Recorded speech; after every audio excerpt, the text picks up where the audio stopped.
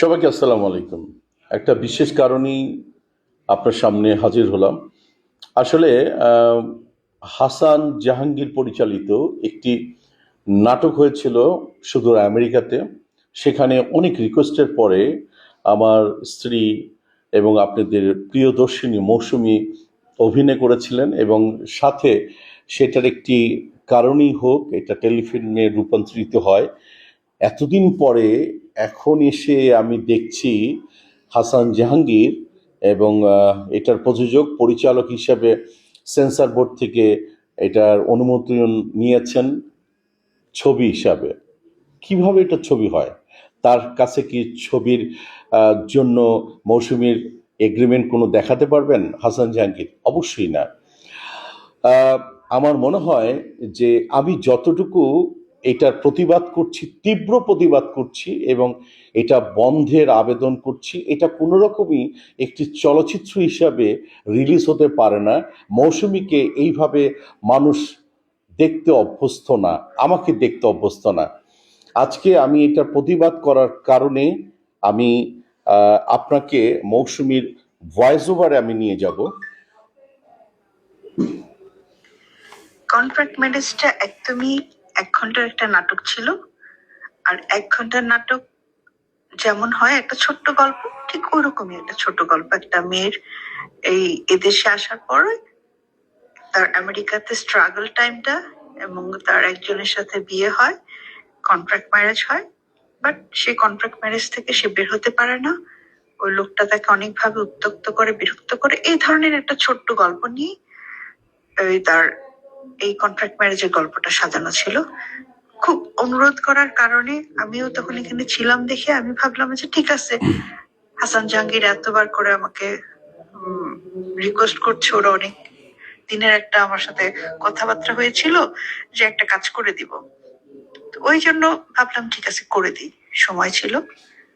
কিন্তু 2 দিনের কাজটা 2 দিন করতে পারিনি, আমি 3 দিনও করে দিলাম যে ঠিক আছে কাজটা শেষ হোক।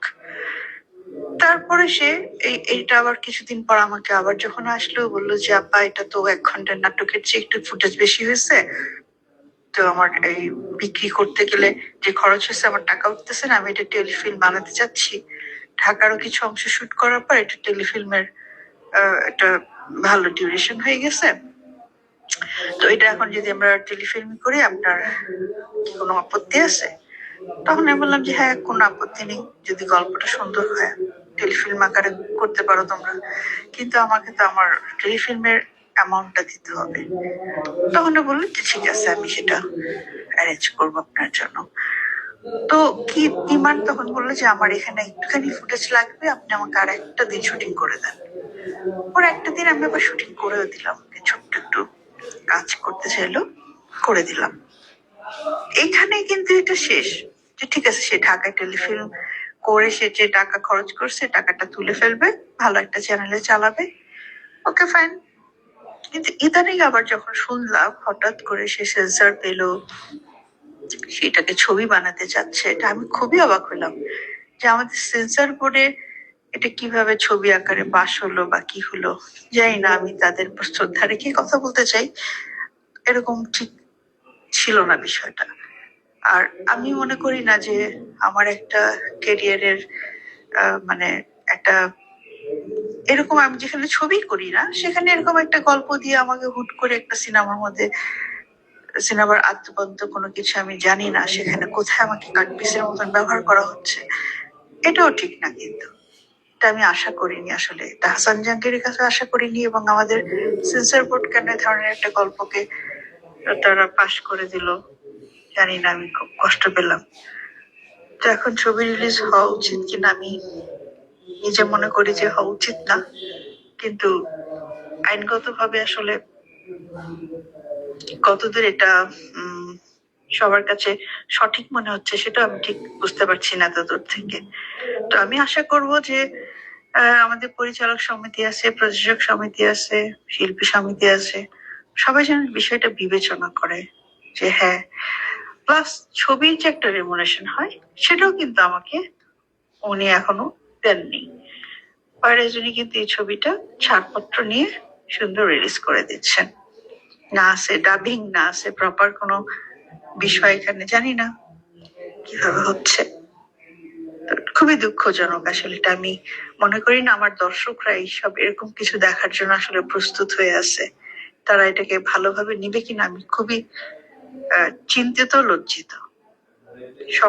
সবাইকে আবার আমি আমার নিজের অন্তর থেকে আমি আপনারা শুনতে পেলেন মৌসুমীর কথাগুলি। দেখুন, প্রতিনিয়ত এইভাবে হবে এবং শিল্পীরা ঠকবে। আমি বিনয়ভাবে হাসান জাহাঙ্গীরকে অনুরোধ করতে চাই যে ভাই, ব্রাদার, তুমি যেটা করেছো এটা কি সঠিক? একদমই সঠিক না। তোমার সামাজিক অবক্ষয় থেকে তুমি কতদূর তুমি প্লাস আছো না মাইনাস আছো, নিজেকে প্রশ্ন করো। তোমাকে আমি গালি দিব না, কোনো কিছুই করব না, কিন্তু তুমি যে কাজটা করেছো একদমই এটা সঠিক নয়। অবিলম্বে আমি এটা আইনের আশ্রয় নিব।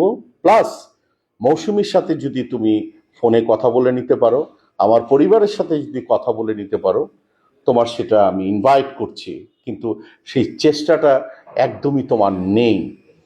আর তুমি যে ধরনের কাজ করে এটাকে রিলিজ করছো, এটা আমি তীব্র প্রতিবাদ জানাচ্ছি আমি তোমার সিনিয়র ব্রাদার হিসাবে। আপনারা বিচার করবেন এই ছবির বিষয়। ধন্যবাদ। এবং সাথে আমি পরিচালক সমিতি, প্রযোজক সমিতি এবং শিল্পী সমিতিকে আমি চিঠি অলরেডি দান করেছি।